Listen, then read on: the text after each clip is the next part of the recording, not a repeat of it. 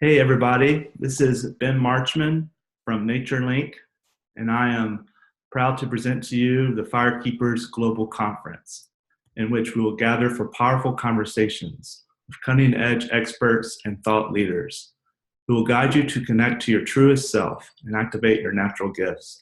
This event is designed to reinstate the importance of carrying our soul-directed vision back into our communities so that ourselves and our communities will flourish.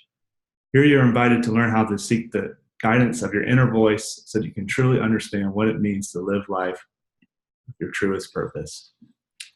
I'm excited today to talk to Ron Pevny. Ron has 40 years of experience dedicated to assisting people in negotiating life transitions as they create lives of purpose and passion. He is the founding director of the Center for Conscious Eldering, based in Durango, Colorado, which presents conscious eldering workshops, week-long retreats at retreat centers across North America. And he's the author of Conscious Living, Conscious Aging, Embrace and Savor Your Next Chapter, which was published in 2014. Ron is also a certified saging leader and has served as the host interviewer for the 2015, 2016, and 2017 Transforming Aging Summits presented by the Shift Network. Welcome, Ron. I'm excited to talk to you today. Thank you, Ben. I appreciate the opportunity. And Ron and I were talking before actually our recording here too, that Ron's fulfilling a big niche to this summit, which is pretty much the whole part of eldering and what that actually means and how our communities can be regenerated in that process. And so my first question, which maybe a lot of people on listening and watching this call might have, is what is conscious eldering? Well, maybe it'd be good to contrast conscious eldering with lack of conscious eldering. In the world we live in, there is not an honored role for older adults. There's not an honored role for elders. A great many people reach retirement age and either retire or don't retire, as the case may be. But they don't see, because our society does not support an honored role for them, a place of contribution. In our society, there is such a strong emphasis on youth, almost an obsession with youth. And older adults are seen as having already made their contribution. About the only role that we really assign to older adulthood is do your best to try to enjoy life. And so very often that means for people just kind of drifting from day to day, trying to get what pleasure they can, trying to be as secure and comfortable as they can. And that's about it. In contrast, conscious eldering is an approach to aging, an understanding of aging that sees our elder chapters as a critical, unique, and an important chapter in our human development. And it's a chapter that is full of possibility for growth, full of possibility for service, full of possibility for meaning and for purpose. It's a time when we can achieve the peak of our potential emotionally and spiritually, even given the realities that we are going to suffer certain losses of ability, certain diminishments. But while those losses and diminishments are very real, that opens the door for whole other parts of ourselves to be developed and to flourish. And that flourishing can express itself in incredibly meaningful service to the larger community and to the earth community. But it's about being conscious, about being intentional about how we're going to age, about aiming for growth, aiming for service, aiming for growing into elderhood rather than just growing old. That was very well said and well spoken. So thank you for that description. I was the idea of not the idea, but the explanation of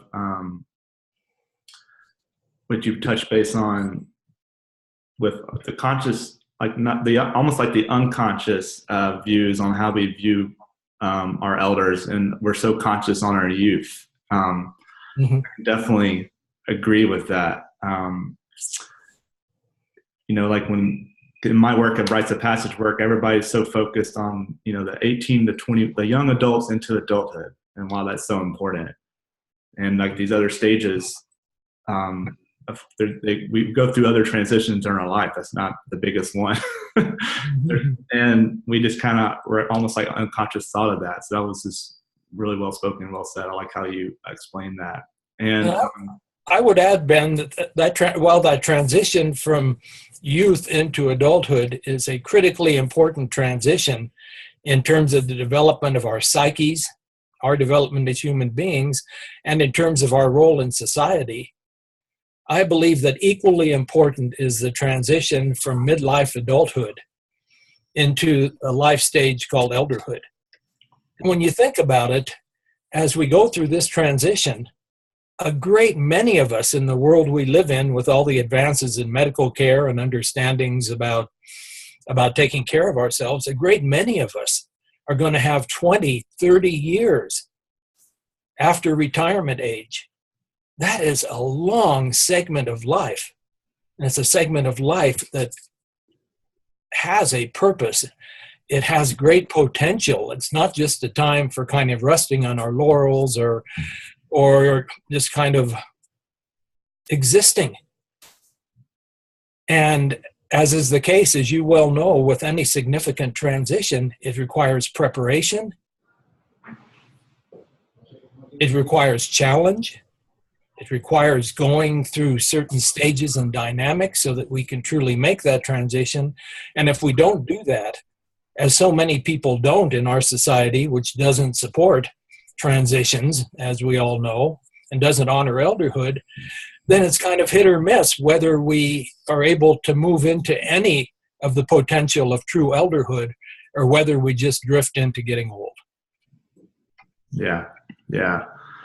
And the word intention comes up with that as well, like how we attend to age and how we attend to transition. And that kind of led into another question, which you kind of explained earlier, what it means to actually age consciously. But also,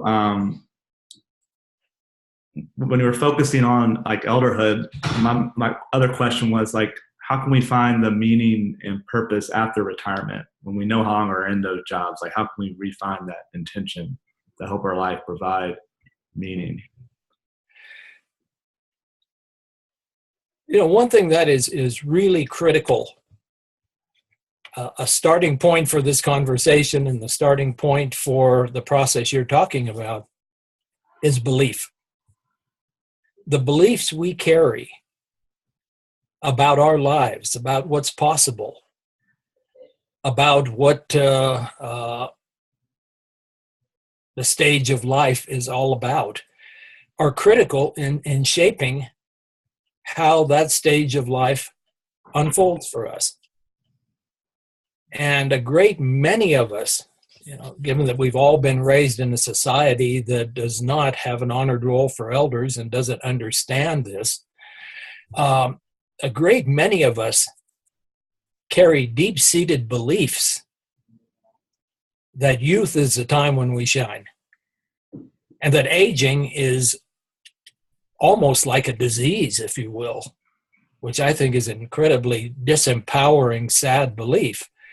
But if we believe that any legacy we're going to create is primarily behind us when we reach retirement age, if we believe that the best we can hope for is gradual disengagement from service and active contribution and just try to find what pleasure and security we can, if we believe that's the best we can hope for, that's going to be how it turns out. And so it's really important to take a look at the beliefs that we carry about aging. And to ask ourselves about this, how do we feel honestly about aging? How do we feel if somebody asks us our age? What does that evoke? If we find that we carry a lot of disempowering beliefs, then an important first step is to begin to work to transform them. And one way, of course, of transforming anything, including belief, is to first become aware of the beliefs that we're holding.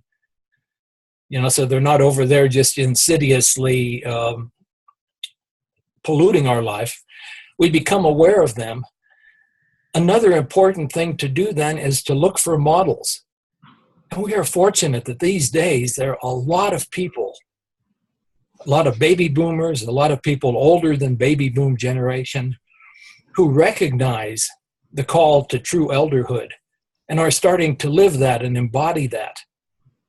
And I think we all have people in our lives that we can look to as models, and we can look and see, what is it about these people? What about their attitude? What about their way of being? What about what they're doing is really, really helping them to shine and be alive? And in contrast, it's helpful to look at people that we all know who are not aging well and take a look at, what can we learn from these people? What can we learn about their attitudes, their approaches to life? And as we begin to see that contrast, we can begin to see that we have some choice. And there are certain qualities that we can strive to cultivate in ourselves, certain attitudes, certain ways of being. And as we start to cultivate those attitudes and those beliefs, we find that more and more we start coming alive. And these older beliefs start to fade, and we begin to have a certain hope and optimism and vision that a lot of people around us don't have. So that's a really important place to start, is looking at the beliefs that we're carrying and looking for models that can show us that that doesn't have to be the case if they are really negative beliefs. Yeah, I can definitely relate to that. I really honor how you are presenting this to us and to the world, really, and we all need those beliefs to be reflective with other people. And I guess I was kind of relating to that a little bit, but I did have another question that kind of arose during that, like how crucial it is to be in this role of an elder in this modern society, and how to be like honored in that. And you talk a little bit about that in your book, which we can definitely go into, because I've been reading actually parts of your book, and I have I probably list 100 questions. It's a wonderful book, and so like, but you kind of reflect down a little bit like how our elders are modeled and honored in our modern society, and how it's kind of lacking. And I wonder if we can talk a little bit about like the difference between traditional societies where elders played an important role and what it looks like today, to kind of paint a picture a little bit for our listeners. Sure. Well, as best we know, in most societies around the world, up until maybe the Industrial Revolution, that's still the case in some what you might call indigenous societies. It's been understood that everybody at every stage of life has an important contribution to make to the well-being of the community. Communities were not able to afford supporting large numbers of people who were not contributing. And it was understood that there was a role for the older adults, and that role was called elder. And while all older adults, especially in traditional societies, are honored just because they have achieved a ripe old age, and throughout history, not that many people achieved the ripe old age, But it was more than just the fact that they were old. And among those indigenous societies that I have some familiarity with, the society prepared people as they went through their middle age years, prepared them to attain the role of elder when the time was right. It expected them to grow. It expected them to be learning how to mentor the young people. It expected them to be the ones who remind the society of the importance of looking at the bigger picture and not just short-term repercussions of decisions. It was the elders whose role it was to remind the society of the importance of looking toward the seventh generation in making decisions. It was the elders who were supported in growing so that they could become the true wisdom keepers, the ones with the bigger perspective. And then as they grew in this way, then when the time came, they attained the role of elder, which was a role and not just a status conferred because they had gotten old. And of course, not every old person then or ever probably attains the growth that's possible. But for the ones, the elders who were most revered and looked up to and seen as the wisdom keepers were the ones who had done this inner work and had grown to the point where they just naturally model the wisdom and the wholeness that the society needs and needs to look up to. So that's how it used to be. Now we take a look at the society we live in now. And I think we all know that, as we talked about earlier, with all the focus being on youth and on newness, there is not a role for older adults. There's not a role. And so many older adults end up retiring and not having a meaningful role. Here we are with tens of millions of baby boomers. Every day 10,000 baby boomers reach the age of 65 in the United States. I mean, imagine millions of people reaching retirement age and not having a meaningful role. What a loss to the society, what a loss to those individuals. Because whether our society supports elderhood or not, the fact is that there is an archetypal inner elder in us that wants to emerge at a certain point in life. It wants to emerge. And conscious eldering is about helping to support that emergence. And if it doesn't emerge, then here's all this energy, this psychic energy that wants to emerge in our older adults. And if it's not emerging, then that energy can get backed up. That energy can get backed up in depression, in hopelessness, in various kinds of addictions. That energy wants to find expression in purpose. And I know so much of your summit is about purpose. And I truly believe that part of this inner elder that wants to emerge in each of us carries with it a strong purpose, a soul purpose almost, that wants to be expressed. Our particular gift to the world in our elder chapters.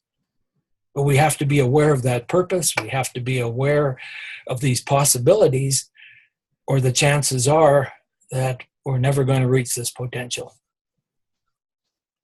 So I'll just add one more thing. In the world we live in, we're never going to be able to replicate, and we wouldn't want to or couldn't replicate life in indigenous societies. But what we've got is we've got the incredible challenge and opportunity, and the challenge is finding what it means to live as an elder in a society that does not yet support that. But the opportunity is that there are so many possible ways that we can express our elderhood. In a lot of traditional societies, the roles were fairly circumscribed and limited. We live in a world where there are a million different ways that as we age, we can bring forth our elder gifts. And the challenge is finding how each of us can do that in our own authentic, unique way. And what a wonderful time for elderhood to emerge when the world so needs each of our unique gifts. Mm. Yeah, well said. Beautiful. Something that's coming up to mind at the end of that, where you're saying what we all need our unique way and our ways of like helping us almost like leave behind like our legacy. You always kind of hear people say that, like, or people like rethinking their life when they're on their deathbed. I've seen this with loved ones, grandparents or like older people passing away, saying, "I wish I would have." I'm laughing because I'm not laughing because it's funny, but it's like it's almost like it's a sympathy laugh that like they've lived their whole life, but they still wish they would have done this, like not living fulfilled. And it's just so sad to deal with those regrets. Mm-hmm. And what you're saying is so powerful. And you write a lot about this in your book, actually, and we haven't really dove into some questions about that. One productive kind of review kind of thing that you mentioned that I'm actually more curious about too, and I'm sure some of our listeners or viewers who might have read your book or are about to read your book might have, and which is the life review, almost like it's a process, like you talk about life review and like productive ways to portray this in your own life consciously. Would you want to expound on that a little bit? Yeah, be happy to.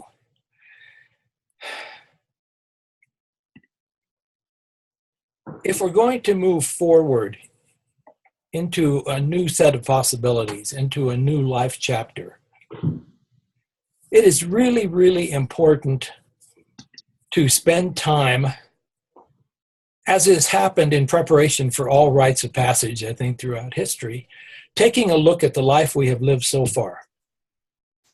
Taking a look at the strengths we have gained, the abilities that have begun to emerge, getting a real sense of who we have become to this point. And at the same time, getting a real sense of what does not serve us, what qualities or characteristics or habits or whatever may or may not have served us in the past, but will not serve us moving forward. What do we need to heal, or what do we need to let go of? Because we cannot take everything that we have been forward with us into a new life chapter. Just like snakes need to shed their skin. Butterflies or caterpillars need to go into a chrysalis and to shed the whole old sense of identity before emerging as a butterfly. That's true with all living things. We have to know what we need to let go of and what it's important for us to carry forward. And life review is this whole process of looking at that. And if we're going to talk about, you so often hear about this thing called elder wisdom. It's not something that just emerges because we happen to get old. There are a lot of old people who don't have much wisdom. Elder wisdom is the result of having had a lot of experiences, both painful and joyous, success and failure, and then spending time reflecting on them, looking at them. What did I learn from these? What have I learned from that I could carry forward in my life, and that could be some of the wisdom that I could teach young people who've not yet had a whole range of experiences I had? And part of life review is looking at these experiences we have had. What did we learn from them? How did they help us grow? Or how could we still use them to help us grow moving forward? and what needs to be healed. I mean, if we're going to have strong, clear energy moving forward into a new life chapter, and in this case, we're talking about elderhood, that energy cannot be tied up in resentments and disempowering regrets and negative stories we tell ourselves about our worth and our value, all that stuff that, we all have because we're human beings. But this whole process of life review is looking at that stuff and seeing how we can heal it. What needs to be forgiven? How can we shower ourselves with compassion and love, even for those things that perhaps were mistakes or real flaws up to now?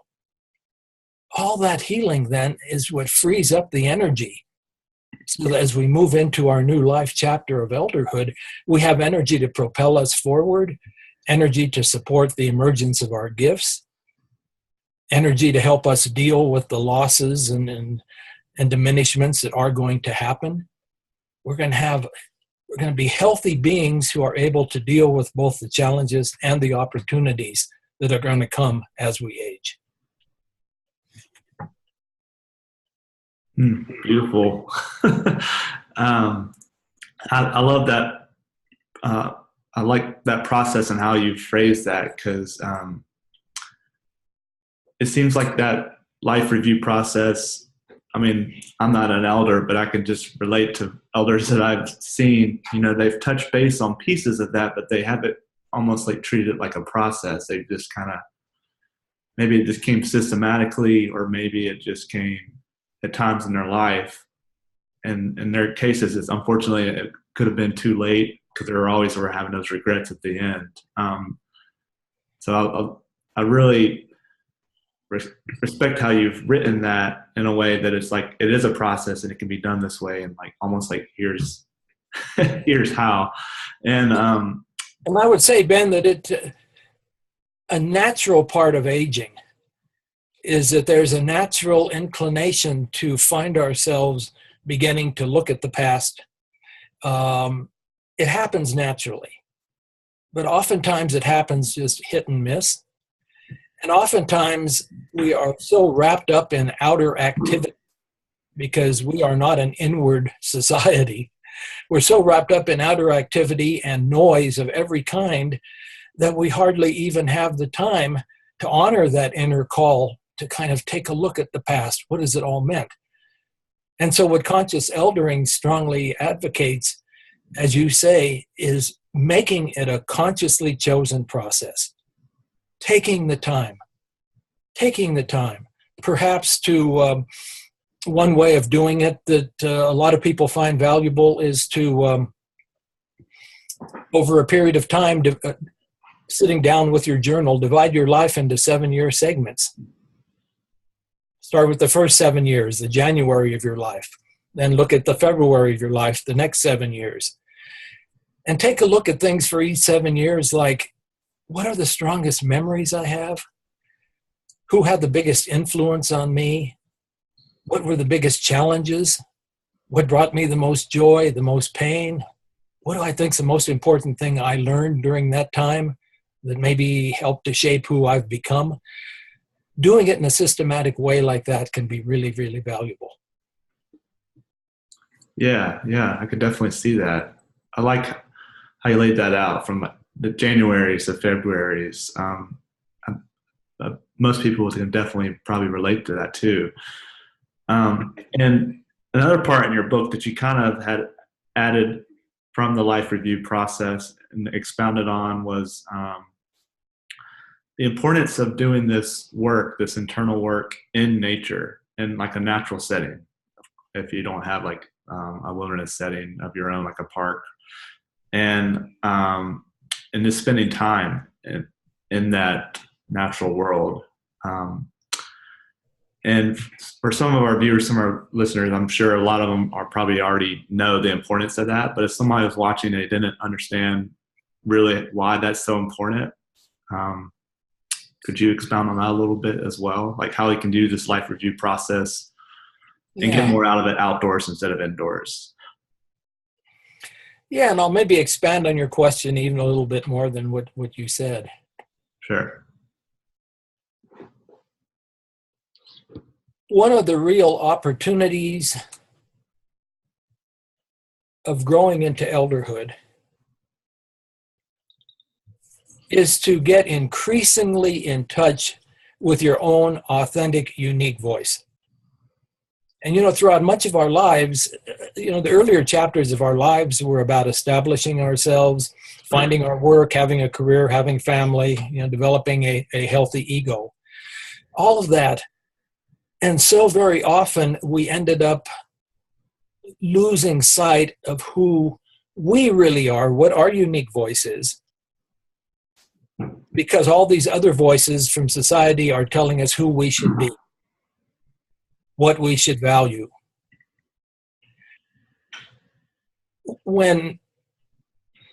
As we move toward elderhood, it's a time of our life when these other voices don't need to be there. We don't need to be establishing our careers, establishing whatever. It's a chance for us, if we're truly going to grow into the fullness of our elderhood, to get ever more deeply in touch with our own unique natural voice, what's most authentic in us, what knows what's right for us. And that is something that people have known throughout history best happens in the natural world rather than in a world full of man-made structures. Because we are natural beings. And when we're in the natural world, the naturalness in us resonates with the naturalness all around it. And it helps to remind us of what's most natural and true and authentic in each of us. And so I so strongly advocate that for people who are in or moving into elderhood, that we create a lot of space where we are quiet externally and internally, so we could hear that subtle voice of knowing within us, and that we do as much as we can in the natural world, which further helps us to hear this subtle voice of knowing in us.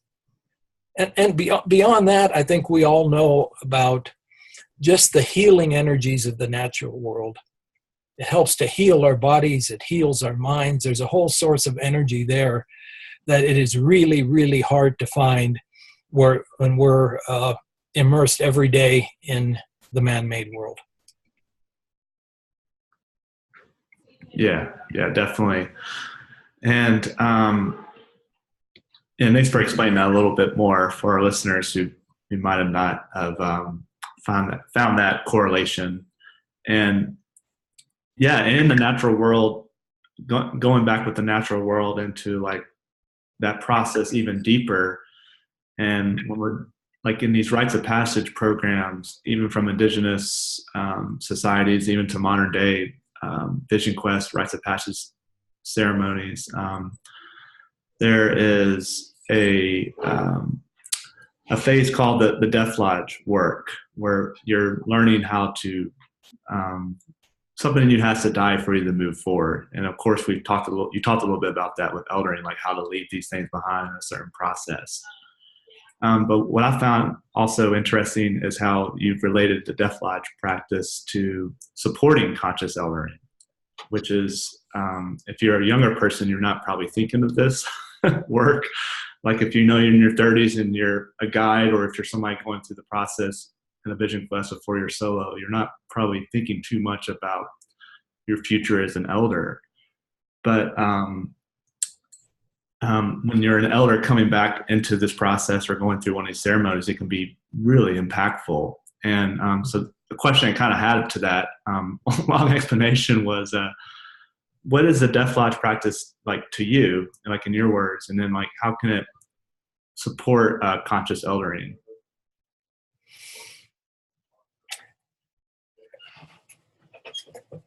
Well, as many of us did, I think, I learned the Death Lodge practice from Stephen Foster and Meredith Little, who I had the good fortune to have as my mentors a long time ago when I was beginning, when I recognized my calling as a Vision Quest guide. They learned it as they studied practices from around the world that people employed to help them move through life transitions, the death of an old self into the emergence of a new self, and that people around the world employed to prepare for the final passage out of this life.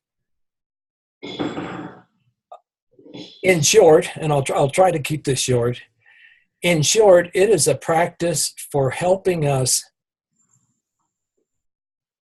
to bring completion and healing and closure to our life up to now, so that we can then move forward with clear energy into what is to come. It's a valuable practice for moving into the next stage of life, as we're talking about. But it's a practice that, if engaged in periodically, also helps to prepare us for that final passage, which could come any day. We never know. There's great value in being prepared and not carrying to our deathbed all kinds of unfinished business, unhealed type of things.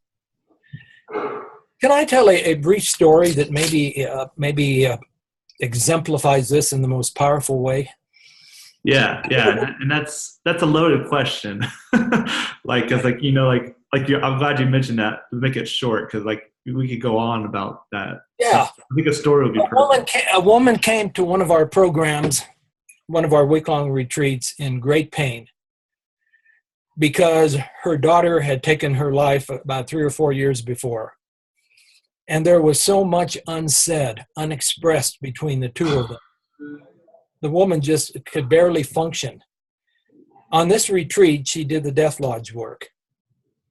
And in short, she went to a certain place, did some ceremony to prepare herself, and invited in the spirit of her deceased daughter. And when she invited in this spirit, she felt her daughter's presence. And the woman was able to just unload all the pain, all the grief, everything that she was carrying. And she sensed a response from her daughter, a response of love. And it was the most healing thing. And when this ceremony was over for this woman, she had transformed what she had been carrying with her. It brought closure to her. It enabled her to unburden, enabled her to heal. She sensed that her daughter's spirit was there. She got a sign that her daughter's spirit was there that I don't need to go into right now. That's the essence of Death Lodge work, inviting in the spirits of those who we have to find some completion with, and then expressing forgiveness or gratitude, whatever needs to be expressed, and listening as best the ears of our heart can for what the best of that other might have to say to you. And in doing so, incredible healing can happen for everybody involved. That's a beautiful story. Yeah, and I think that story actually portrays to me as well exactly the wonderful and also healing, but almost beyond hearing spiritual experiences that can happen within the Death Lodge work. And also that being accelerated with the community. Everything that I do in my work, and as well as in your work, and maybe some of our listeners too, in our Rites of Passage programs, it's all about the community and the integration piece. It's not really about the quester. I mean, even though it's an important time for the quester, but what they go through in their process, and then who is welcoming them back in their community. And that's what I love about your story too, is how she was able to almost release and let that a part of her be held within the group and also in the natural world. But also having those elders in the ceremony to hold on to that weight. I think a lot of, and also just kind of expounding a little bit on what you talked about too, is a lot of our elders, they don't think they can carry all this weight because of their wisdom. And that's where the wisdom also kind of comes from, is all this weight they've been carrying, and ways to help other people transition as well. I just kind of expound a little bit on the Death Lodge. But yeah, that can be a whole different conversation of an hour. What is the Death Lodge? Sorry, there's a little bit of background noise behind me. Hopefully it won't be too loud. Um, the, and instead of expounding on the Death Lodge, because that can be a very deep conversation for another time too, and I think you explained that really well. That process when these with the life review process, and once they've gone through the Death Lodge work and found their authentic self, and they have almost like this, I guess it could be goals or kind of like a new center and a new being.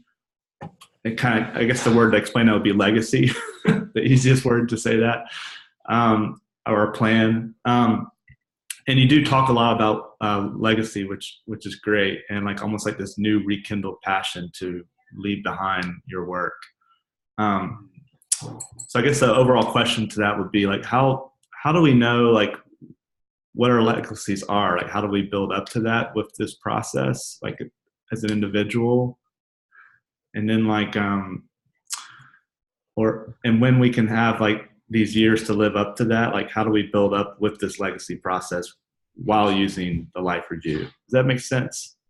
Like, how can we use a life review to leave behind these legacies that were meant to leave behind?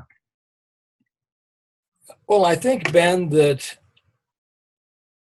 one of the big values in life review is that we come to see what our gifts have been, how we've given them to the world. We come to get some kind of a sense of the difference that we have made. And that is a great definition for legacy, the mark that we have left on others and left on the world. We begin to see that, and hopefully we are able to honor that. And even with our flaws and our shortcomings, we're able to say, yes, I have touched people, I have made a meaningful impact. And there's the realization that if we're going to have 10, 20, 30 years after retirement age, there is still a lot of legacy making to happen. It's not something that ends with retirement. And that legacy making is so very much dependent upon us getting in touch with our gifts, a sense of purpose, what brings us most alive, and then living in that way so that we're giving that gift. You know, a real good definition of purpose that I have heard from Richard Leider, who many people consider the father of purpose. He's written great books on it, like The Power of Purpose.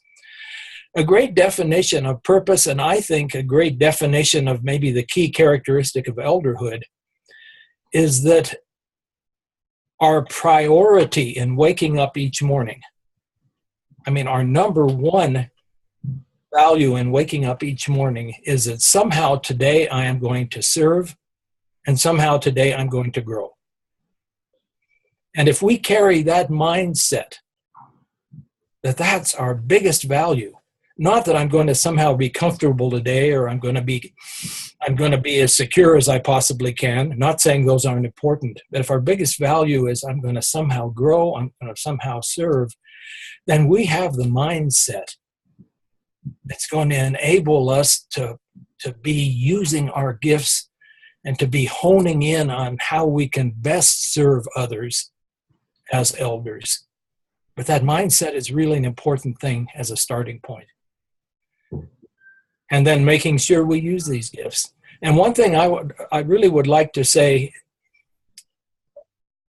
to your listeners, and I think it's so important as we think about elderhood, if our goal is to grow, if that's important to us, virtually no true growth happens in our comfort zones.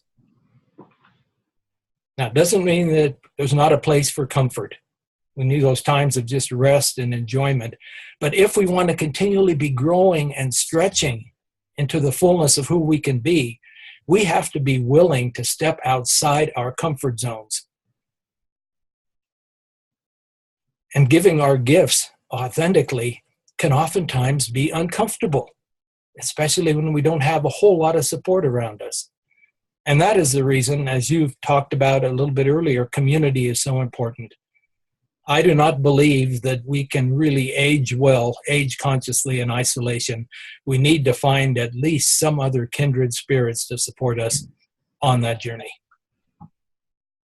Yeah, exactly. And a funny quote just came to mind at the end there when you're saying that.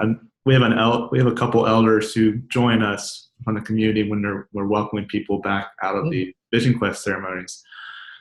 And there's one elder, he never says anything. He always says one line at the very end. And all he says is, after you go home, every day you wake up, right when your head lifts the pillow, you have everything that you need. And that's all he says.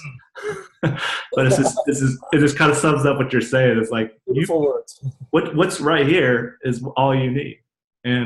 But then like when you go back to the community piece, it's like we have to have somebody to witness us. And when we're witnessing this work, that is where that true legacy, what you're saying is, to me, that's, and what you're saying too, is that's where it's really heard, seen, and felt, where you can really feel complete. Mm-hmm. So I think you summed it up really well there. That was really well said. I'm looking at the time here. We're getting to the top of the hour, but we still got about 5-10 minutes. And I kind of wanted to leave the last question or two kind of up to you. Is there anything that I'm kind of missing that I didn't touch base on that you wanted to talk about a little bit more or add on to? Oh, let me see. Go down another rabbit hole. Yeah, I guess what I would like to say is that since I know that your work and that of many of those who are listening to this summit really is around finding your purpose, your unique gifts. If we're going to express and embrace and live our purpose, we need to have the energy of passion behind it. Mm. And I think there is a misconception, that passion and motivation naturally fade as we age. And yes, our bodies don't have the same energy level they used to have, but that doesn't mean the fire in our soul, the fire for making a difference, for growing, isn't there. But with so many people, this fire of passion fades even sometimes well before they hit the elder chapters. And there are several reasons for that. One reason for that, I believe, is all the baggage that so many of us carry around with us that we never have a chance to heal or process, which really drags down, it consumes so much of our energy. Another reason for that is that we are making choices that dampen our passion. I'll get back to what I said about we never grow in our comfort zone. When we feel most alive, when the energies are flowing, is when we are stretching our limits a bit. And if we want to cultivate passion to support whatever goals or visions or intentions we have, it is really, really important that we make a daily, like a way of being, that whenever it comes to a choice between what is merely comfortable or what somehow feels most alive but is a little bit fearful, that we make the choice as often as we can to choose what feels most alive, even if there's some fear associated with it. Because every time we do that, we're feeding the passion. We're growing our well of passion. And so every time we do that, we have more life energy to put into whatever the goals are the visions are that we're carrying with us as we look toward our future. Beautiful. Yeah, this goes back to the kind of what we were talking about at the beginning, this carrying the vision and almost like having this our unique process in doing so. And kind of like we were just expounding on earlier, and just having that community to witness it. I like what you said earlier, like we cannot grow until we have those spirits or the vision around us to really support that process. That's right. Yeah. And so it really is about, and that's why we call it conscious eldering. Another name might be intentional eldering. But it's about every day having some sense of vision of what's possible for us that day, how we can grow, how we can serve, how we can thrive, and then being intentional in moving toward and envisioning it and affirming it and taking small but gradual positive steps toward achieving that. And maybe this briefly, I'd like to leave your listeners with one process that I think is so valuable. You know, we all know about the bucket list, you know, some great adventure we want to have before we die. But imagine if we all had a holistic bucket list in which we take a look at every aspect of our humanity and we have some goals in our mind as to how we can fulfill that. You know, if we take a look at our need for community, and so part of our bucket list is what we envision our lives looking like in terms of community as we age. We all know our need for spiritual growth. And so we're aiming towards something specific related to our spiritual growth. We all have a need for learning, so we have some specific goals for what we really, really want to learn in the time we have left. The same with service. The same with our emotional development. You know, what can I strive for? In my particular case, I have had to, and I continue to have to deal with fear that can disempower me. And so I have an intention that as I age, I am going to gradually replace fear, transform fear with trust. That's an important goal for me. And so if you envision a holistic bucket list with goals for all aspects of your life, then that can help you to move forward intentionally rather than just kind of drifting or thinking, well, you know, it'd be kind of nice if this, or it might be kind of nice if that. Kind of nice if doesn't accomplish anything. But being intentional, I intend to, you know, with Spirit's support, I will give my best to have this and this and this unfold in my life as I age. That's living intentionally. That's living with purpose. Beautiful. Love it. It's like the purpose, our self-purpose grows deeper and deeper as we go. I think a lot of people just think it's this purpose and it's always there, but it can change and get deeper and deeper. Yeah. I love how you phrase that. We're kind of at the top of the hour, Ron, unless we're forgetting one last section here, but I think probably asked way too many questions for you. That was really some amazing conversation. I really appreciate it.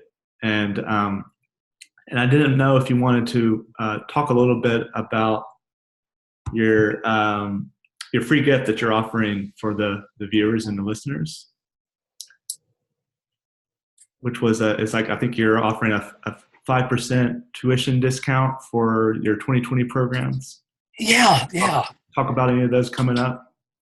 Well, if your listeners go to our website, which is centerforconsciouseldering.com, Center for Conscious Eldering, ELDERING.com, they will see on the website our programs for 2020.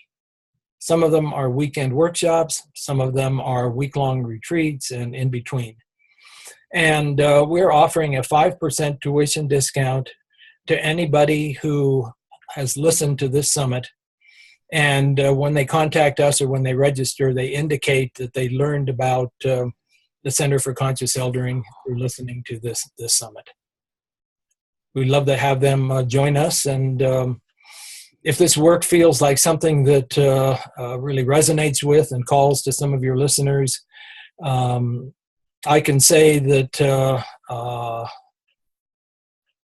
we have seen many, many people who came to a workshop with very little hope for what their elder years can be like. They just kind of saw increased irrelevance.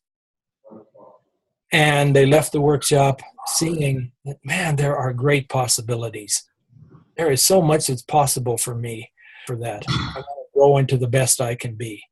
And so we invite your listeners to check out our programs, and we're happy to offer that discount if somebody would like to join us on one of them. Yeah, I love that. I wish I lived closer. I would even love to participate and learn some from y'all. I was actually just out in Colorado doing some rites of passage work, and pretty close to y'all. It's beautiful work out there. And also beautiful work what you're doing. Thank you. And I just want to thank you once again, Ron, for really explaining this, not just in a process, but in a way of living, in a way that we all know that elders are there and how to work with them in a different but also more meaningful way. And it's like, and we just have been almost forgetting how to do that. And but it already is already a part of us to think about it like that. And so I just praise you for your work, and I hope that our paths will cross soon, and also that our viewers and listeners will really dig into your work. And it makes me want to go back and read more of your books. I just started reading it. It's been a really wonderful read, by the way. So thank you. Well, thank you, Ben. I've really appreciated the opportunity. And I'd maybe like to close by telling your listeners, many of whom I imagine are probably younger listeners, that every bit of inner work you do now to bring out and to grow the best in you, to get in touch with your authentic voice and gifts and to give them, any bit of inner work you do now, besides serving you well when you're younger, is incredible preparation for the kind of rich elderhood that can lie ahead for you. The more preparation you do throughout your life, then the more ready you're going to be to embrace the possibilities of the later stages of your life. I like that. It's a good way to send us off. So yeah, thank you, Ron, and have a great day. I really appreciate it. Thank you, Ben. It's been a pleasure.